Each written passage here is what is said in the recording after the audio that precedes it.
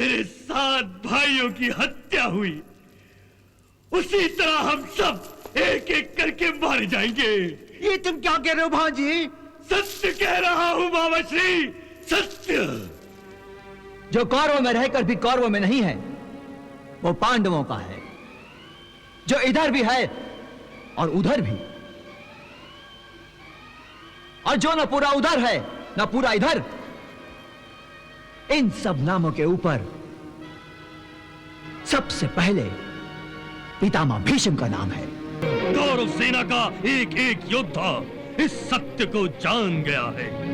केवल आप इस भ्रम में है कि आपके षड्यंत्र को कोई नहीं जानता। यह आरोप है मुझ पर, झूठा आरोप। पद नहीं छोड़ सकते, प्रतिज्ञा नहीं तोड़ सकते, तो फिर क्या कर सकते हैं? केवल पांडवों का पक्षपात और कौरवों का विनाश। दुर्योधन मर गया आपके लिए दुर्योधन, और सारे कौरव मर गए आपके लिए। लीजिए लीजिए ये अपने हाथों में तलवार, और मेरा और सारे कौरवों का वध कर दीजिए।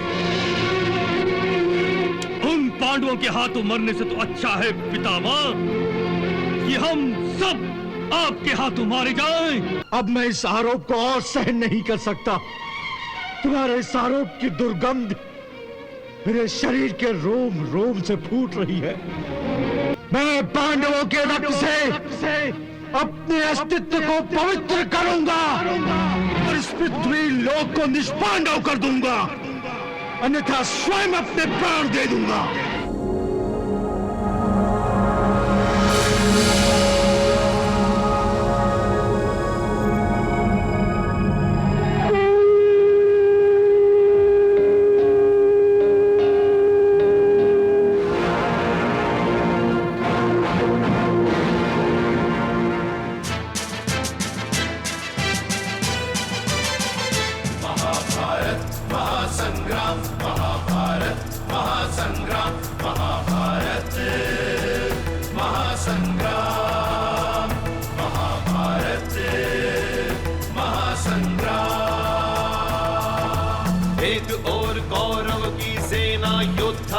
बलवान, एक और 5 पांडव संग थे कृष्ण भगवान।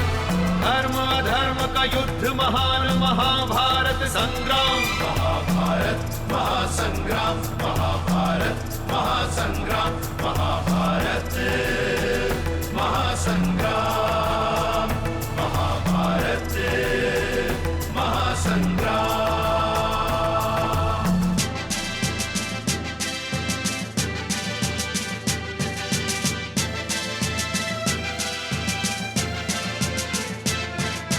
दुर्योधन शकुनी मामा ने द्यूत क्रीड़ा रचाई थी। पांडव सारे दाव हारते हार गए द्रौपदी भी। हरी सभा में वस्त्र हरण करवाता है दुर्योधन। किसी ने किया विरोध नहीं, ना गुरुजन ने ना पितृजन। चीख रही द्रौपदी बिचारी, लाज बचाए कौन? शक्तिहीन बैठे सब पांडव, सारी सभा है मौन। फिर द्रौपदी की लाज बचाते आके कृष्ण भगवान। महाभारत महासंग्राम, महाभारत महासंग्राम, महाभारत महासंग्राम, महाभारत महासंग्राम।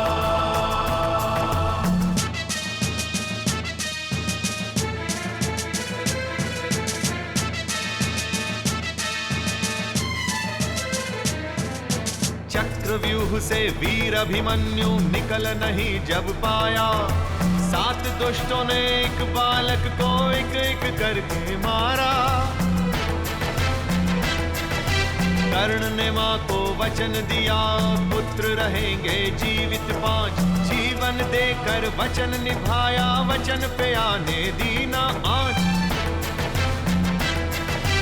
गांडीवधारी अर्जुन के सारथी कृष्ण भगवान। युद्ध भूमि में सत्य धर्म का देते गीता ज्ञान। तेरा कर्म ही विजय दिलाएगा, तू सोच नहीं परिणाम। महाभारत महासंग्राम, महाभारत महासंग्राम, महाभारत महासंग्राम।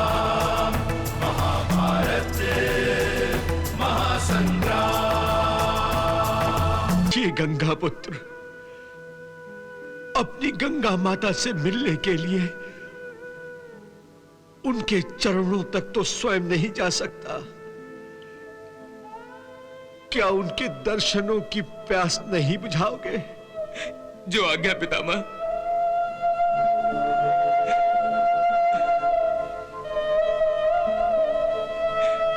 पितामह, आपके आदेश का पालन प्रभु की आज्ञा से करने जा रहा हूं।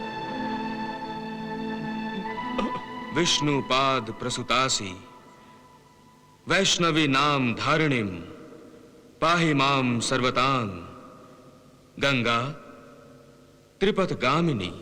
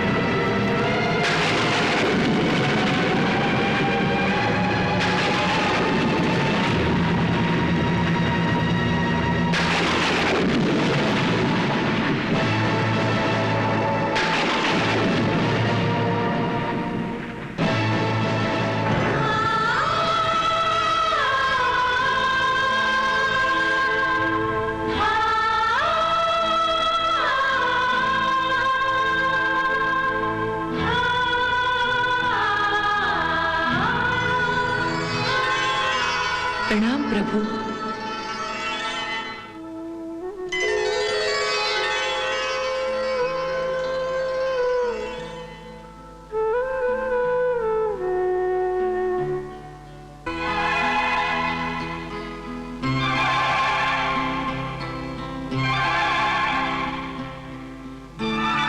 प्रणाम माते।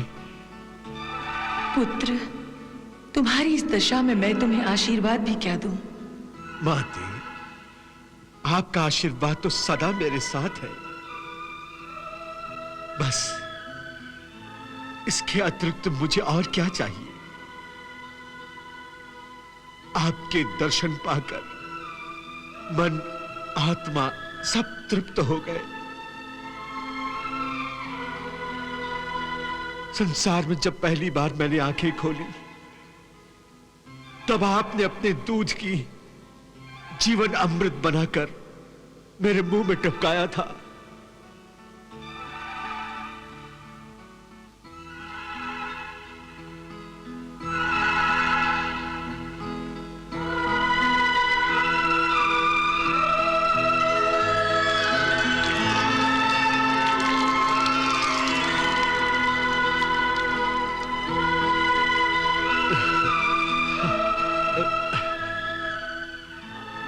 धन्यवाद माते। पुत्र, जब तक तुम अपनी इच्छा से पृथ्वी लोक पर हो, मेरा जल तुम्हारी तृष्णा मिटाता रहेगा और घटा बनकर तुम्हारी शैय्या पर छाया करता रहेगा। माते, मन तो करता है कि मैं भी आपके साथ इस संसार को छोड़कर चलूं, पर नहीं, अभी मुझे इस धरती के कुछ कर्तव्य निभाने हैं। जब तक तुम इस प्रकार व्याकुल और दुखी हो, तब तक मेरा मन भी तुम्हारे लिए व्याकुल रहेगा। माता, माता, मेरी व्याकुलता तो तभी समाप्त होगी जब मेरी अस्थियां आपके शीतल जल में प्रवाहित की जाएंगी। पुत्र, यहां तो साक्षात प्रभु तुम्हारे सन्मुख हैं। इनके स्मरण मात्र से ही सारे कष्ट कट जाते हैं।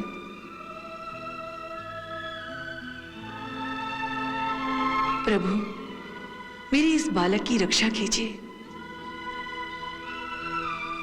इसका कल्याण कीजिए। तथास्तु।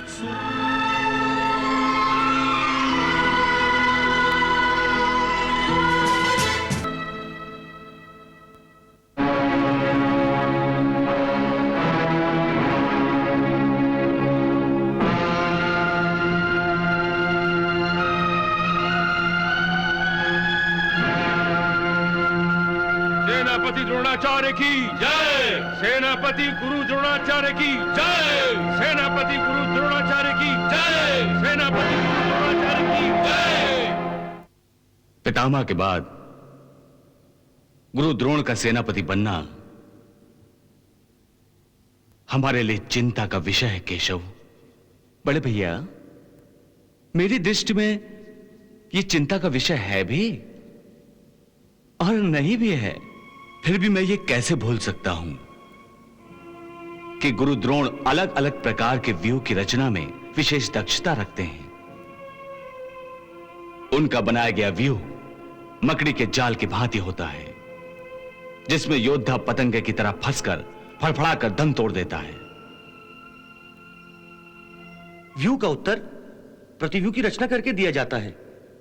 जैसे यदि शत्रु ने गरुड़ व्यू की रचना की तो उसका उत्तर हमें अर्धचंद्र व्यू की रचना करके देना चाहिए। और यदि शत्रु मकर व्यू की रचना करे तो हमें शेन व्यू या क्रोंशु की रचना करनी चाहिए। परंतु ये व्यू प्रतिव्यू जैसी गूढ़ बातें अवश्य तुमने अपने छोटे मामा श्री द्वारकाधीश से सीखी होंगी। नहीं ताऊ जी, व्यू रचना की यह गुड़ शिक्षा मैंने अपने मामाश्री से नहीं ली। फिर किससे ली? ये तो मैंने अपने पिताश्री पार्थ अर्जुन से ली है। अर्जुन से? परंतु हम सब तो 13 वर्षों तक वनवास में थे। इतने वर्षों के बाद तुम्हारी अर्जुन से भेंट हुई, फिर तुम्हें अर्जुन से शिक्षा कब मिली अभिमन्यु? यह शिक्षा मैंने अपनी माता सुभद्रा के गर्भ में ही प्राप्त कर ली थी। गर्भावस्था में? हाँ ताऊ जी, माताश्री को युद्ध नीति के विषय में अधिक से अधिक जानने की उत्सुकता रहती थी और इसीलिए वो पिताश्री से युद्ध के विषय में चर्चा भी करती रहती थीं। पिताश्री ने युद्ध के व्यूहों के बारे में जितनी भी जानकारी दी वो सब मैंने माताश्री के घर में रहकर ही प्राप्त कर ली थी।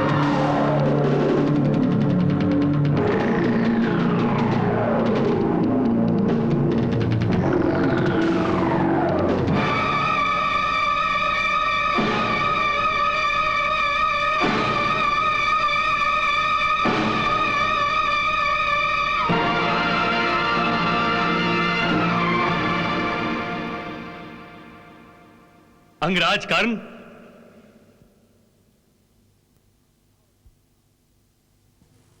आओ मित्र आओ, पधारिए मामा श्री।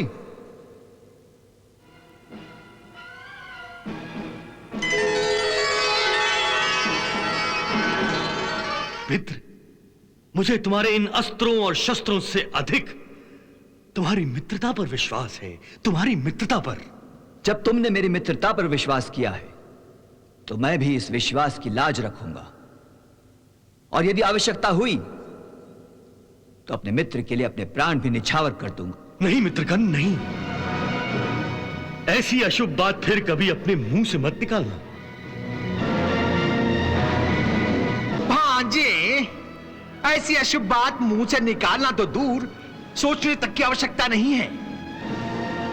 जब तक अंगराज के तन पर यह दिव्य कवच है और कानों में दिव्य कुंडल है,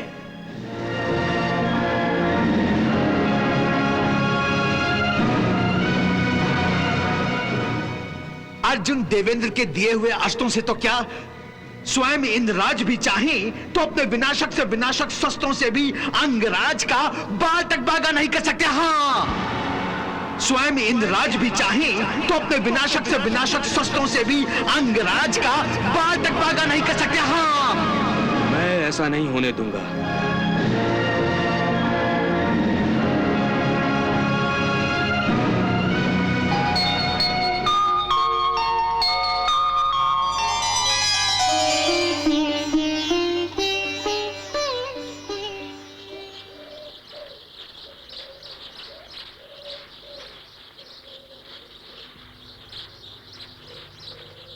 आज कोई भिक्षा मांगने वाला नहीं आया। मेरे जीवन में ऐसा अशुभ दिन कभी नहीं आया जब मैंने किसी याचक या किसी भिक्षु ब्राह्मण को भिक्षा न दी हो।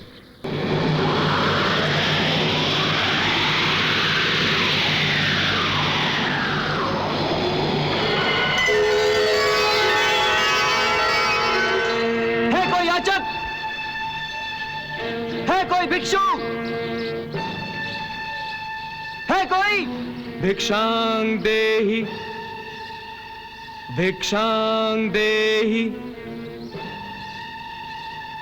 भिक्षां देहि।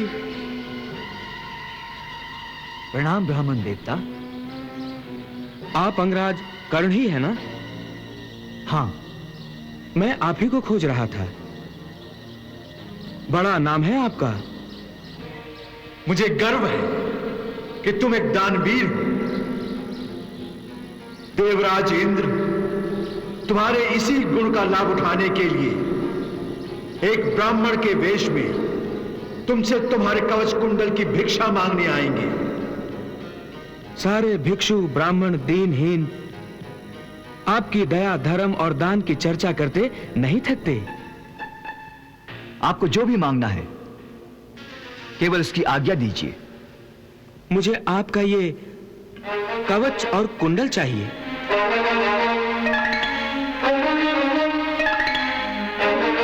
क्या हुआ दानवीर? क्या मैंने आपकी क्षमता से कुछ अधिक मांग लिया? नहीं, मेरी क्षमता से तो अधिक नहीं, परंतु एक ब्राह्मण की आवश्यकता से अवश्य अधिक मांगा है। क्योंकि एक ब्राह्मण के लिए गौधन से अधिक मूल्यवान दान और कुछ नहीं हो सकता। परंतु आपने गौधन छोड़कर मेरे ये कवच कुंडल मांगे हैं। इस कवच कुंडल के महत्व को कोई भिक्षु ब्राह्मण नहीं जान सकता, परंतु एक योद्धा इसका महत्व अवश्य जानता है। अर्थात अर्थात ये कि आप इसके महत्व को जानते हैं, इसलिए आप कोई भिक्षु ब्राह्मण नहीं हैं। ये आप क्या कह रहे हैं अंगराज? मैं ठीक कह रहा हूं देवराज इंद्र। कृपा भिक्षु ब्राह्मण का ये स्वांग समाप्त कीजिए और अपने असली वेश में आइए। ओह, लगता है तुम्हारे पिता सूर्यदेव ने तुम्हें मेरे आगमन की सूचना पहले ही दे दी है। हां, इसलिए कि वे मेरे पिता हैं। जब आपको अपने पुत्र अर्जुन के प्राणों की चिंता स्वांग रचाने पर विवश कर सकती है, तो क्या मेरे पिता मुझे सावधान भी नहीं कर सकते? परंतु मैं फिर भी अपने दान धर्म को निभाने के लिए अपना यह कवच कुंडल आपको अवश्य दान दूंगा।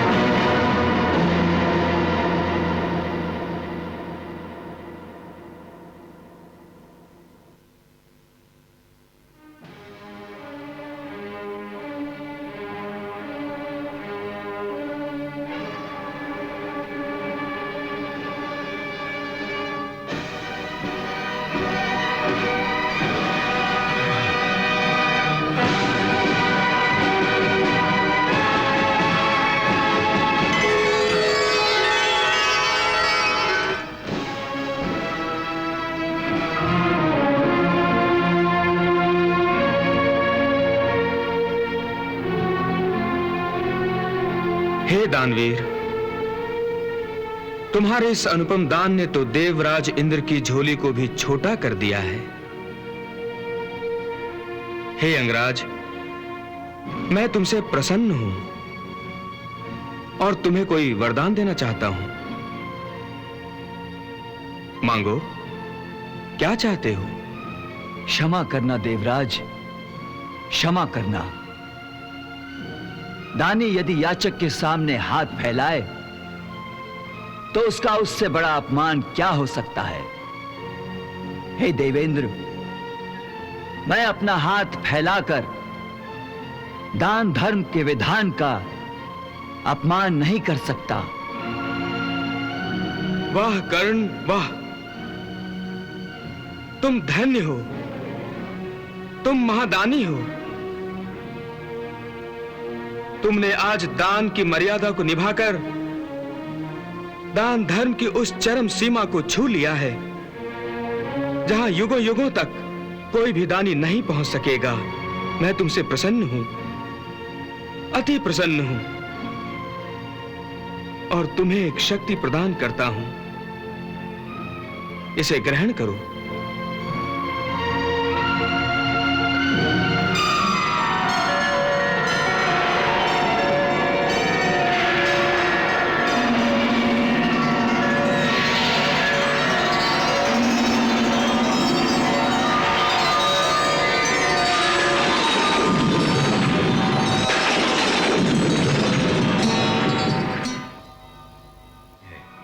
अब मेरी इस व्यूह रचना में आप लोगों के सहयोग की परम आवश्यकता है।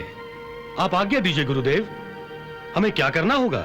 मैं आज चक्रव्यूह की रचना करूंगा। चक्रव्यूह की रचना? चक्रव्यूह? चक्रव्यूह? चक्रव्यूह?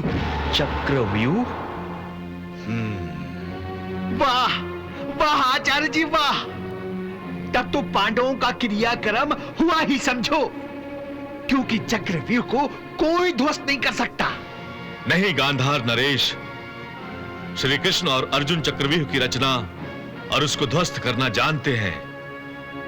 अर्जुन मेरा परम शिष्य रहा है और मैंने उसे सभी प्रकार के व्यूह की रचना करने और उन्हें ध्वस्त करने की शिक्षा दी है। यह तो हमारा दुर्भाग्य है पिताश्री। निराश होने की कोई आवश्यकता नहीं है।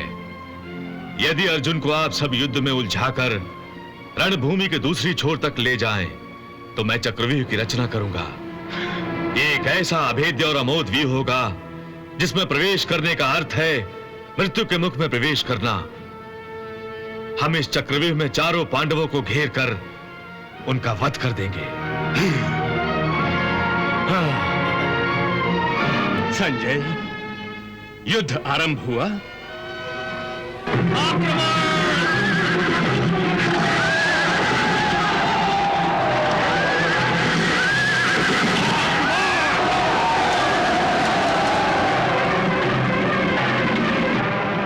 रुको सारथी।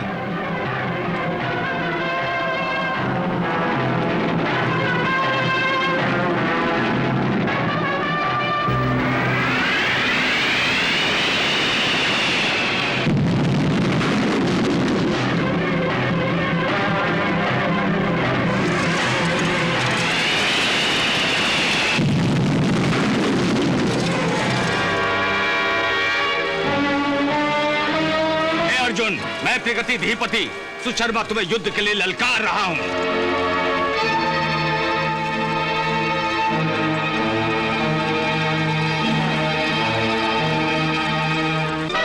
आज मैं तुम्हारा वध करके अपने मित्र दुर्योधन को तुम्हारी लाश भेंट करना चाहता हूं।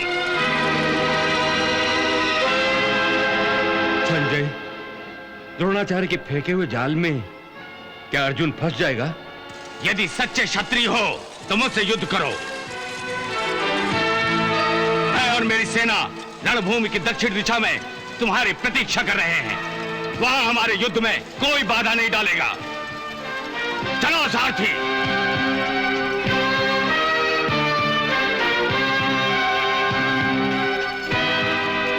केशव, मैंने सुशर्मा के आह्वान को स्वीकार किया है। उसने मेरी शूरवीरता को ललकारा है। मैं उसे उत्तर अवश्य दूंगा। तुम मेरा रथ उसके पास ले चलो। दक्षिण की ओर? हाँ केशव। परंतु अर्जुन, हम मुख्य रणभूमि से दूर हो जाएंगे और पता नहीं कब महाराज युधिष्ठिर को तुम्हारी आवश्यकता पड़ जाए। सुशर्मा का वध करने में समय ही कितना लगेगा?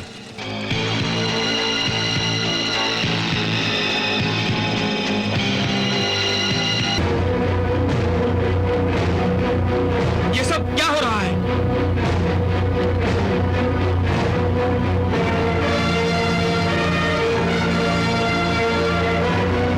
कौरव सेना गरुड़ व्यूह तोड़ रही है। कौरव सेना चक्रव्यूह बना रही है। चक्रव्यूह की रचना शुरू होते ही पांडवों में खलबली मच गई है महाराज। मारे जाएंगे पांडव, मारे जाएंगे। चक्रव्यूह, चक्रव्यूह, चक्रव्यूह। यह चक्रव्यूह नहीं, कौरव सेना का अजगर है, जो अपनी कुंडली के बीच में पांडव सेना को जकड़कर हमें नष्ट करने के लिए आगे बढ़ेगा। समझ में नहीं आता, श्री कृष्ण भ्राता अर्जुन को युद्ध भूमि के दक्षिण कोने पर क्यों लेकर चले गए? यह चक्रव्यूह नहीं, एक सोची समझी हुई कुटिल योजना का अंश है। कुटिल योजना। चिंता करने की कोई आवश्यकता नहीं है भ्राताश्री। मैं अपनी गदा से कौरवों का यह चक्रव्यूह तोड़ दूंगा। नहीं भीम, यह असंभव है। चक्रव्यूह गदा से नहीं तोड़े जाते। यह युद्ध योद्धाओं के बीच में नहीं, बल्कि दो सेनाओं के बीच में होता है। इसे तोड़ने की विशेष युद्ध नीति है, और जो केवल अर्जुन ही जानता है। मैं भी जानता हूं चक्रव्यूह को तोड़ना। तुम चक्रव्यूह भेदना भी जानते हो? हाँ ताऊश्री। भ्राताश्री, फिर तो हमें तुरंत आक्रमण करना चाहिए। हमारे पास समय नहीं है। हाँ भ्राताश्री, यह चक्रव्यूह किसी पिशाच की भांति हमारी सेना को निगलने के लिए आगे बढ़ रहा है।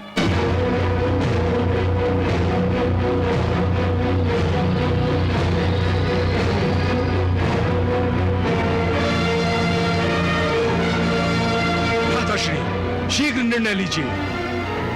ठीक है अभिमन्यु, चक्रव्यूह को भेदने के तुरंत बाद तुम वापस लौट आओगे। क्षमा करें ताऊश्री, मैं चक्रव्यूह ध्वस्त अवश्य कर सकता हूं, परंतु लौटने का रास्ता बनाना मुझे नहीं आता।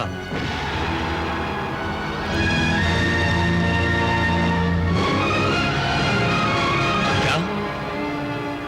चक्रव्यूह को तोड़ना जानते हो, परंतु वापस आने का रास्ता नहीं बना सकते?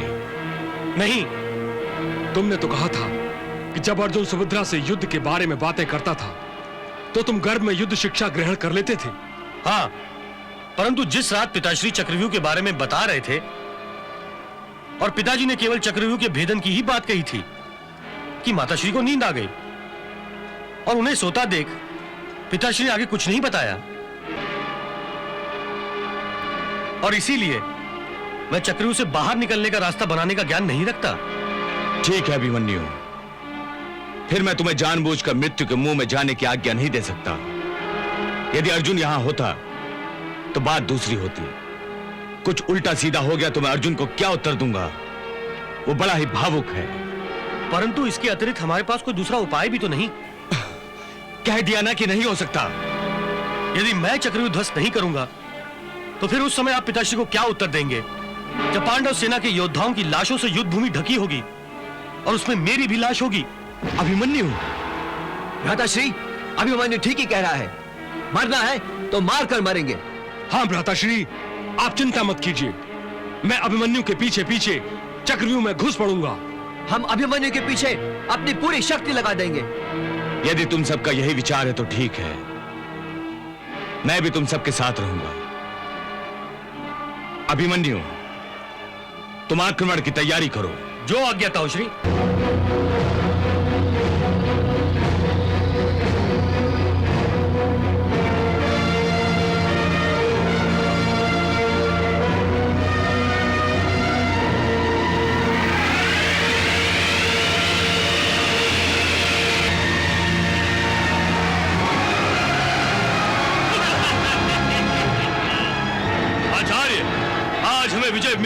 बताइए युवराज, विजय या पराजय मनुष्य के नहीं ईश्वर के हाथ में है।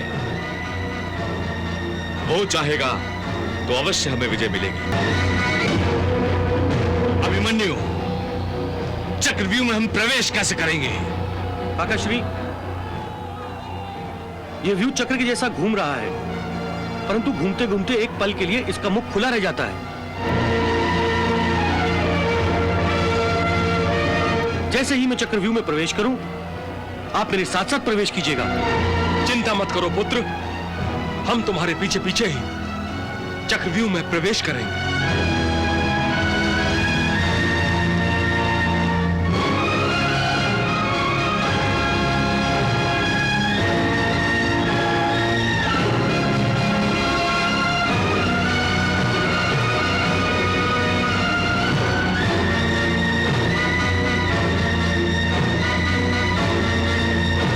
चलो सारथी।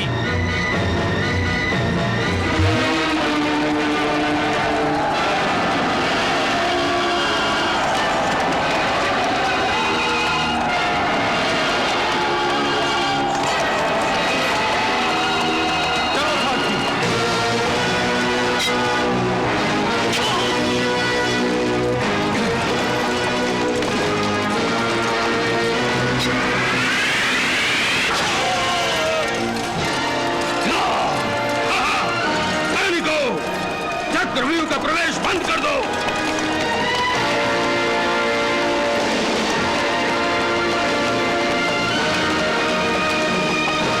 अब कोई भी शत्रु योद्धा घुसने न पाए, बंद कर दो। भ्राता भीम, चक्रव्यूह में घुसने का प्रयास करो। अभिमन्यु अंदर अकेला ही गया है, उसके प्राण संकट में है। नहीं, जयद्रथ,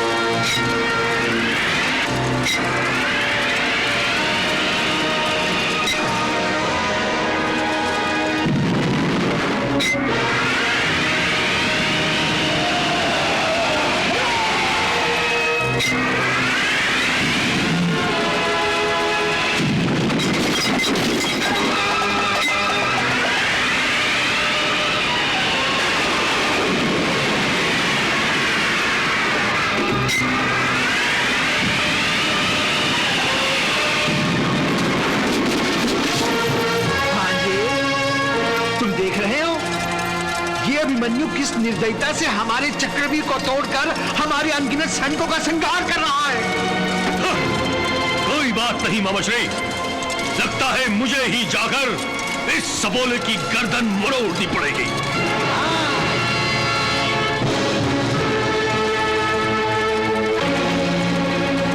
चलो सारथी। नहीं पिताश्री, आप नहीं जाएंगे। आप कौरव योद्धाओं के शिरोमणि हैं और अभिमन्यु मेरी आयु का बालक, इसलिए आपका एक बालक से युद्ध करना उचित नहीं है। अभिमन्यु मेरी जोड़ का योद्धा है, उससे मैं युद्ध करूंगा, मैं, और उसका सर आपके चरणों में लाकर रख दूंगा। आप मुझे आशीर्वाद और आज्ञा दीजिए। वाह वाह पुत्र वाह, मुझे तुम्हारे इस साहस पर गर्व है। जाओ, विजयी भव। जो आज्ञा पिताश्री। चलो सारथी।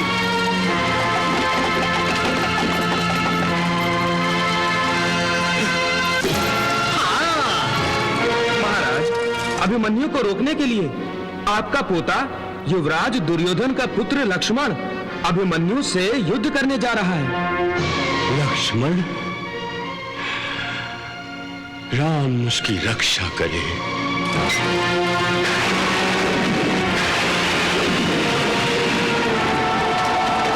रुक जाओ अभिमन्यु। इन बेचारे निर्बल सैनिकों पर क्या बाण चला रहे हो? हिम्मत है तो किसी बलवान योद्धा से युद्ध करो। मैं दुर्योधन पुत्र लक्ष्मण तुम्हें युद्ध के लिए ललकारता हूं। आ जाओ मैदान में। लक्ष्मण, तू मुझसे क्या युद्ध करेगा बालक? तेरे पिता युवराज दुर्योधन कई बार मुझसे पराजित होकर युद्ध भूमि से भाग चुके हैं, इसलिए मुझसे युद्ध करने की भूल ना करो। अच्छा यही होगा कि अपने प्राणों को संभालो और यहां से चलते बनो।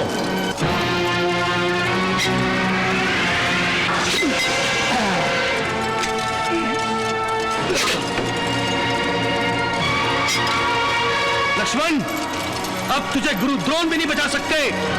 ईश्वर को याद कर ले, मैं तुझे परलोक भेजने वाला हूं।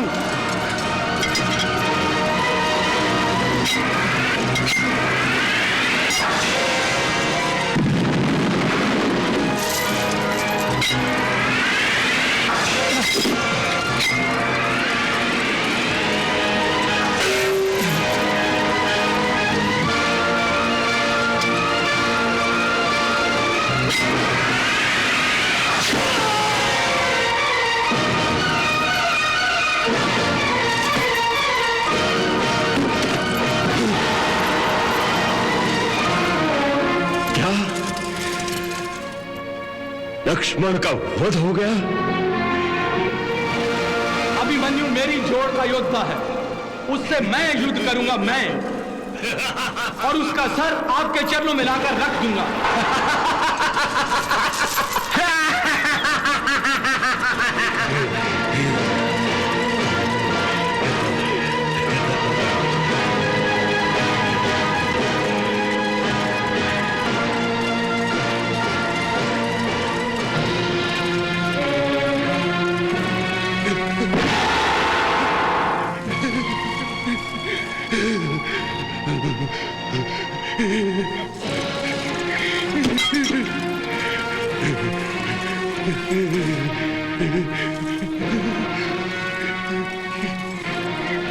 नहीं,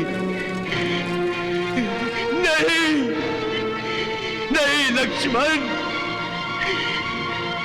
मेरे बेटे मुझे क्षमा कर दे, क्षमा कर दे। मैंने तुम्हें उस विषैले सपोले के पास जाने की आज्ञा ही क्यों दी? भांजा, मेरी आन की खातिर तुमने अपने प्राण निछावर कर दिए। मेरे लाडले तूने वीर गति प्राप्त की है।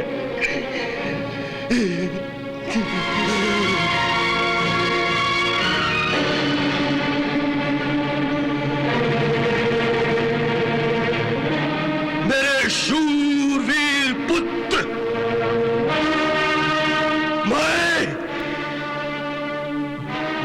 तुम्हें वचन देता हूं कि तुम्हारी हत्या का बदला अवश्य लिया जाएगा। तुम्हारे हत्यारे का सिर उसके धड़ से अलग किया जाएगा। तुम्हारा यह प्रतिशोध आज ही लिया जाएगा, आज ही लिया जाएगा, इसी समय।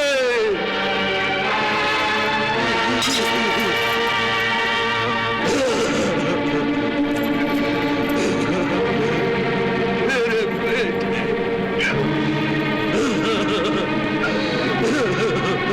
महाराज, युवराज दुर्योधन ने अपने पुत्र लक्ष्मण के वध से क्रोधित होकर कौरवों के सर्वश्रेष्ठ महारथियों को आदेश दिया है।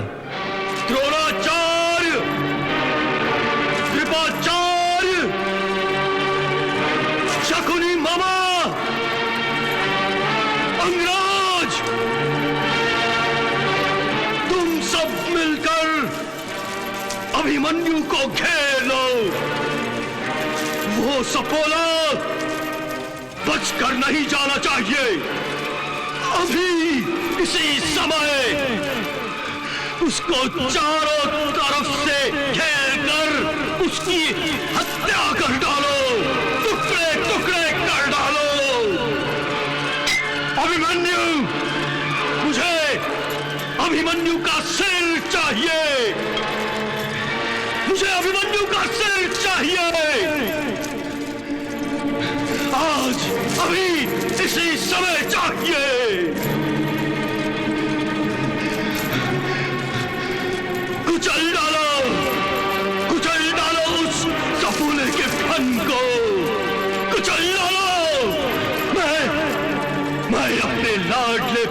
लक्ष्मण की हत्या का प्रतिशोध लेना चाहता हूं।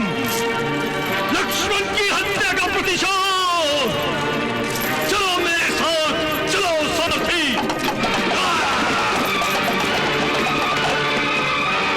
चलो सारथी। सारथी, रथ आगे ले चलो। चलो सारथी।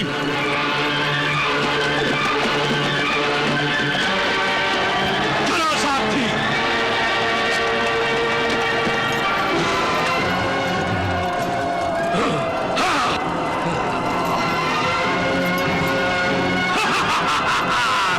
जयद्रथ।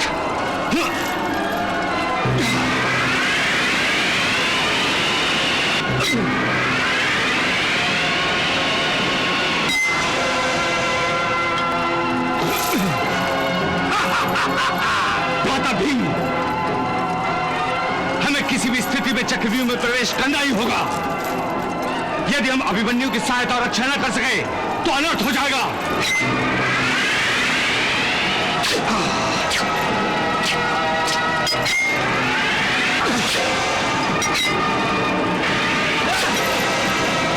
रथों को सारथी।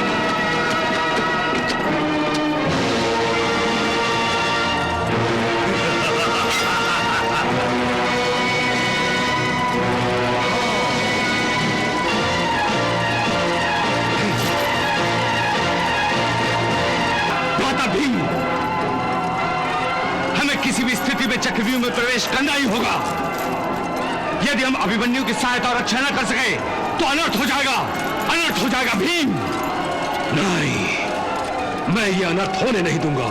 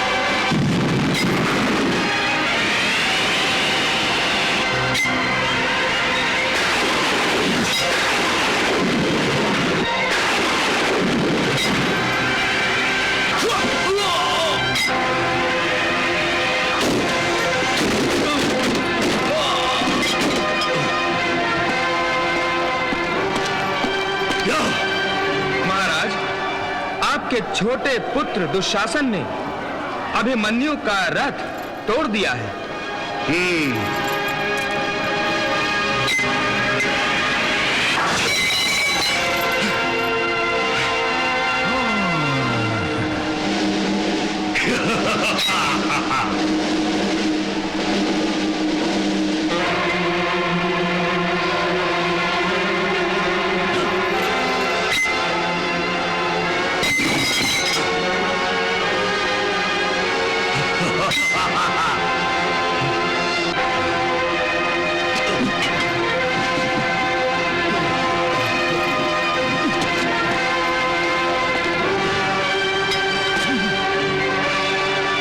वो वीर बालक भागने की बजाय अपने टूटे हुए रथ का पहिया उठाकर कौरव महारथियों से मुकाबला करने चला है।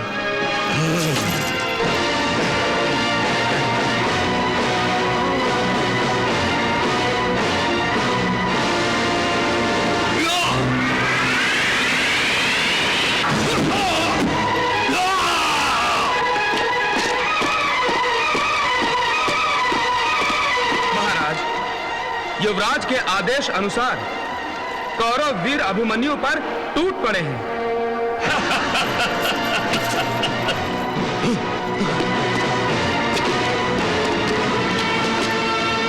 अर्जुन पुत्र अभिमन्यु,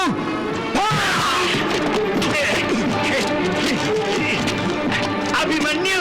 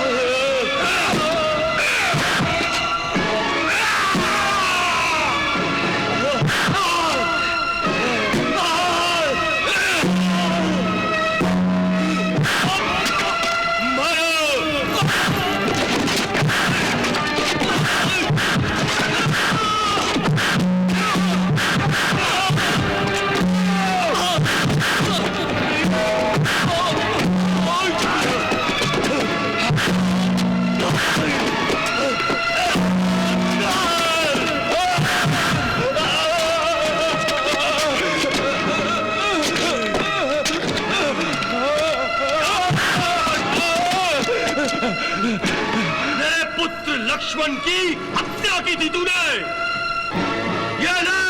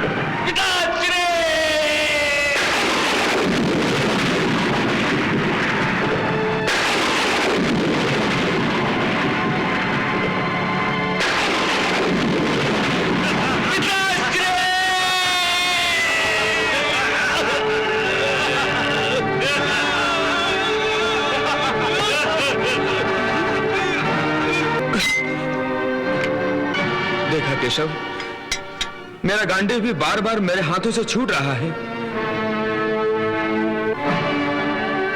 कहीं भ्राताश्री धर्मराज तो संकट में नहीं आ गए? हे पार्थ, धैर्य से काम लो, अपने आप को संभालो। जो होना है सो तो होकर रहेगा, परंतु मनुष्य को कामना सदा ही अच्छे की करनी चाहिए। अर्जुन का पुत्र, अर्जुन का पुत्र अभिमन्यु अर्जुन!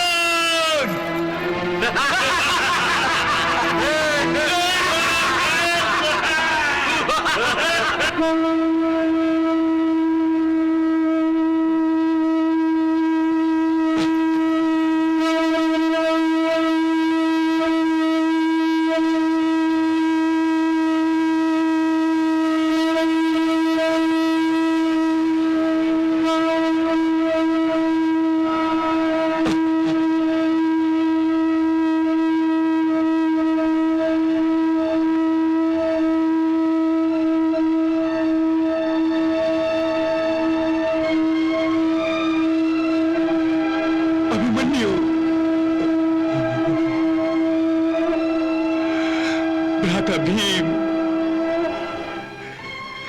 ये शंख ध्वनि कौरवों की विजय गाथा सुना रही है। अनर्थ हो गया भीम, अनर्थ हो गया। अभिमन्यु, अभिमन्यु, अभिमन्यु।